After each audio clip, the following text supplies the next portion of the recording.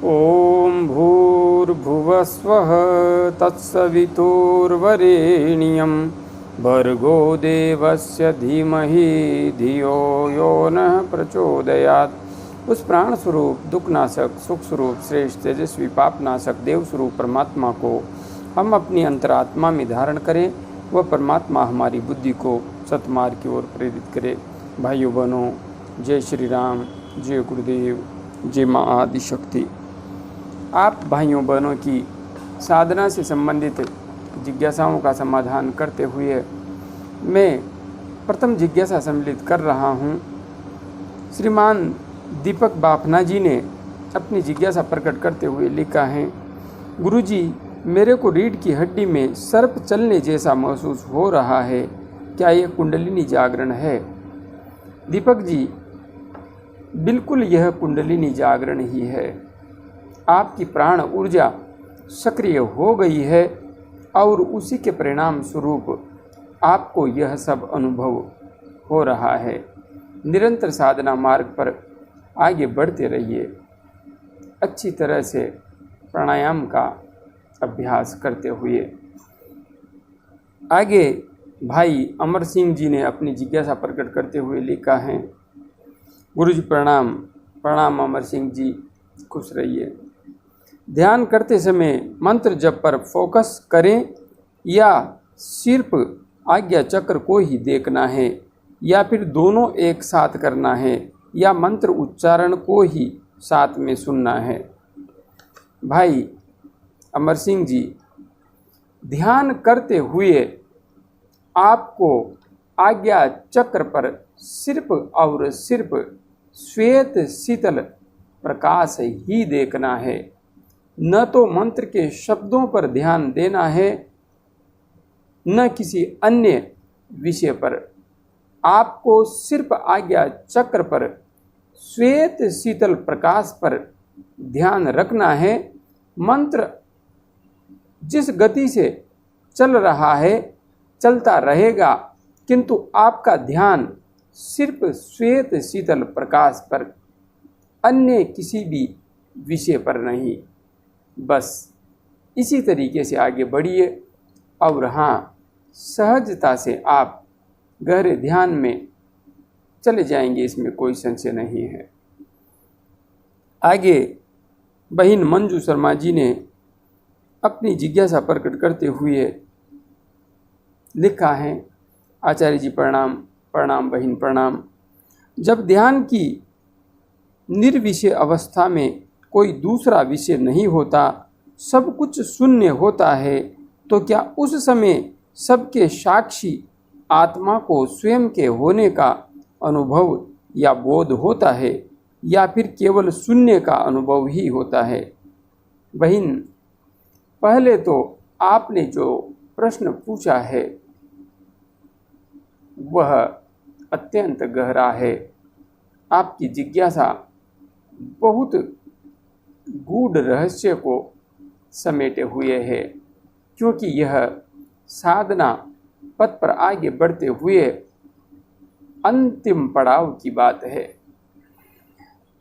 जहाँ तक बात है निर्विषय अवस्था में कोई दूसरा विषय नहीं होता, सब कुछ शून्य होता है, तो क्या उस समय सबके साक्षी आत्मा को स्वयं के होने का अनुभव या बोध होता है? बिल्कुल। आत्मा को निर्विषय होने पर अपने स्वयं के होने का ही बोध होता है। अहम ब्रह्मास्मि, अहम अस्मि, मैं हूँ, यह तत्व ज्ञान इसी निर्विषय अवस्था में घटित होता है, या फिर केवल शून्य का अनुभव ही होता है। यह शून्य ही वास्तविक रूप में आत्मा का स्वरूप है, क्योंकि आत्मा का कोई स्वरूप नहीं है। जो शून्य स्थिति है वही आत्मा की वास्तविक स्थिति है। इसलिए शून्य कहिए या आत्म साक्षात्कार कहिए, आत्मबोध कहिए, सिर्फ और सिर्फ पर्यायवाची शब्द ही हैं, कोई अंतर नहीं है। आगे बहन गीता जी ने अपनी जिज्ञासा प्रकट करते हुए लिखा है, जय माँ आदिशक्ति, भाई जी को प्रणाम। बहन जय माँ आदिशक्ति, आपको भी प्रणाम। भाई जी, मैं काफ़ी समय से गायत्री जप व ओम नमः शिवाय का जप करती आ रही हूँ। आधा घंटा प्राणायाम भी करती हूँ। सुबह शाम जप का समय भी एक है, 1 घंटा रोज कर रही हूँ, पर अनुभव कम ही है। रोम खुलते हैं, बॉडी हिलती है, बस। क्या मेरे जप में कुछ कमी है? मार्गदर्शन करें। बहन जी, कमी तो है, किंतु इस कमी को सहजता से दूर कर पाना हर किसी के लिए संभव नहीं होता है। एको साधे सब सदे, सब साधे सब जाए। इस संसार में उस परम पिता परमात्मा का हर देव शक्ति के रूप में एक ही रूप है। आप पूर्ण निष्ठा से किसी एक मंत्र को पकड़ लीजिए, पूर्ण निष्ठा से। हाँ, पूजा सब देवों की कीजिए। आप जब पूजा करने बैठें, साधना करने बैठें, उससे पूर्व जिन जिन देवी देवताओं में आपकी आस्था है, विश्वास है, सबका पूजन कीजिए, सबको प्रणाम कीजिए। किंतु जप सिर्फ एक मंत्र का ही श्रेष्ठ होता है। यदि हम एक ही मंत्र का अधिक से अधिक जप करते हैं तो बड़ी ही सहजता से, बड़ी ही शीघ्रता से अनंत गहराई को भी प्राप्त करते हैं और उसी के परिणाम स्वरूप हमारे शरीर में विभिन्न अनुभव भी प्रकट होते हैं। किंतु अलग अलग मंत्रों का जप करने पर वह सफलता नहीं मिल पाती जो मिलनी चाहिए, क्योंकि उस स्थिति में साधक गहरे ध्यान में डूब पाने में असमर्थ रहता है। और इस विषय को मैं एक बार नहीं, कई बार समझा चुका हूँ, और आप तो मेरे से बहुत पहले से जुड़ी हुई हैं। आपको यह बात समझ लेनी चाहिए। जो मंत्र भी आपके लिए महत्वपूर्ण है उसका चयन कीजिए और अधिक से अधिक उसी एक मंत्र का जप कीजिए। पूजन सबका, जप एक का, और हाँ, गायत्री मंत्र से श्रेष्ठ कोई अन्य मंत्र नहीं है, इसलिए चुनाव आपका ही रहेगा। आगे प्रेम गांधी जी ने अपनी जिज्ञासा प्रकट करते हुए लिखा है, प्रणाम आचार्य जी, प्रणाम प्रेम जी, प्रणाम। कृपया इस प्रश्न का लिख कर जवाब दें। जहाँ तक बात है लिख कर जवाब देने की, तो जो पोस्ट मैं YouTube पर डालता हूँ वे तब की हैं जब मैं आप सबके बीच YouTube पर नहीं था। उस समय फेसबुक एवं व्हाट्सएप पर जो साधक मेरे से जुड़े हुए थे उनकी जिज्ञासाओं का समाधान मैं लिख कर ही करता था। किंतु इस समय YouTube सर्वोत्तम माध्यम है, और हाँ, लिखने में बहुत अधिक समय और ऊर्जा नष्ट होती है, इसलिए यहाँ पर जवाब देना ज़्यादा बेहतर है हर तरीके से। और हाँ, इससे अधिकतम साधकों का भी मार्गदर्शन होने की स्थिति निर्मित होती है, इसलिए लिखकर नहीं, यहीं पर जवाब दूंगा।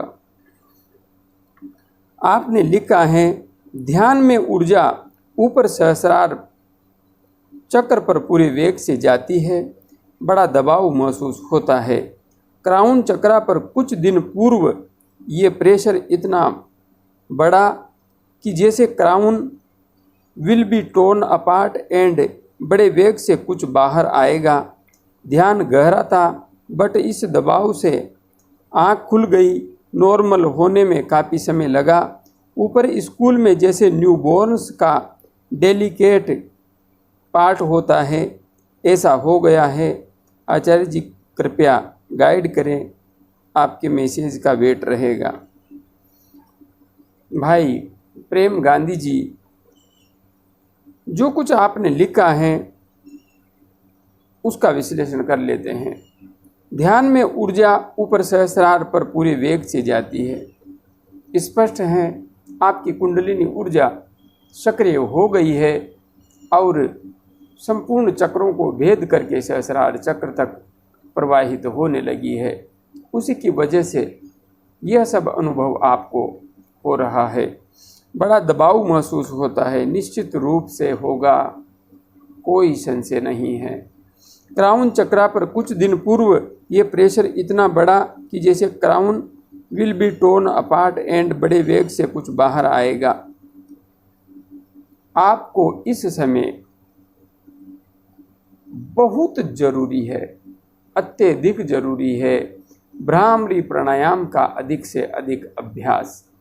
और हाँ, सुषुम्ना नाड़ी में प्राण का प्रवाह कैसे करें, उस वीडियो के अनुसार नाड़ियों का शोधन आपको निरंतर करते रहना है। और साथ में भ्रामरी प्राणायाम का 10 मिनट सुबह और 10 मिनट शाम को अवश्य अभ्यास करना है। ध्यान गहरा था, बट उस दबाव से आँख खुल गई। यह दबाव आएगा, सबको आएगा, जिनकी ऊर्जा भी तीव्र गति से पूर्ण विस्तार को प्राप्त करने के लिए ऊपर उठेगी। नॉर्मल होने में काफ़ी समय लगा स्कूल में, बाकी सब कुछ ठीक है। आप जो मैंने सुझाव दिया है उसके अनुसार आगे बढ़ते जाइए, कोई समस्या नहीं है। हाँ, अच्छी तरह से नाड़ी शोधन करने के पश्चात भ्रामरी प्राणायाम का अच्छी तरह से अभ्यास कीजिए और जब कीजिए ध्यान कीजिए, कोई समस्या नहीं आएगी। जय गुरुदेव, जय माँ आदिशक्ति।